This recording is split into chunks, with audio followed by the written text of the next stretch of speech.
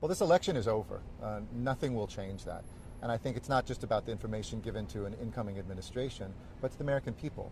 No more hide the ball. We need that information to be public, and anything that needs to be given to the next administration so that they can prepare and continue a seamless transition. You know, I think about George Washington, our greatest president. One of the greatest things he did was how he exited power. Not just how he entered it and exercised it, but how he exited. And to me, that laid down, the foundation for our democracy. Right now, we need to see those better angels come out from Trump and from the administration. You're talking about exiting a position. In 2022, you will no longer be mayor here, and even right now, the rumors are swirling. Would you entertain an offer to join a Joe Biden cabinet? First I was savoring the minute of him winning and this moment of experiencing just the change of what has been 4 years of war against America's cities, against our values, and against the unity of this country. But I'm too busy with this to really entertain that right now. I never turned down Joe's call. So if he calls, I'll answer that phone, but we've only talked about the election, and right now my focus is on making sure we save lives and protect livelihoods. But when your term's over in 2022, how tempting would be, let's say, a transportation secretary job?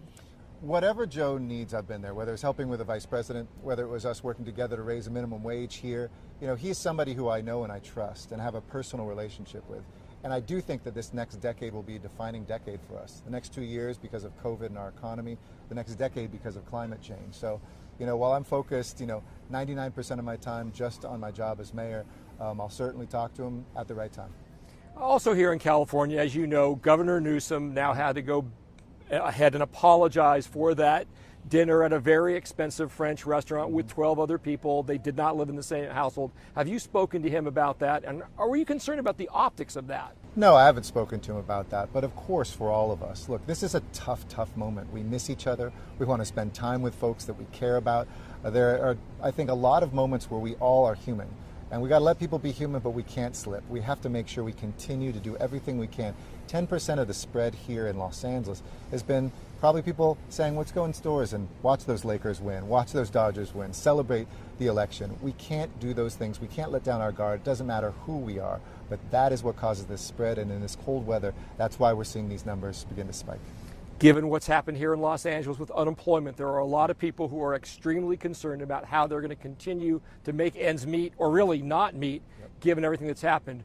Can you assure them that we are not headed for some sort of complete lockdown in Los Angeles if the numbers continue to get exponentially worse? Well, the good thing about where we are now is we're smarter than we were in March. We understand that, this blanket kind of lockdown, which did the trick then, may not be the best way now.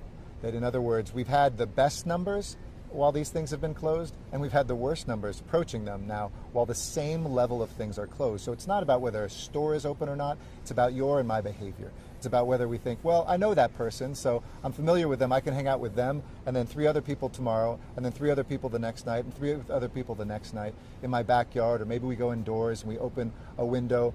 Those things are what's causing the spread. So to me, it's really getting people to realize, cancel those vacation plans right now.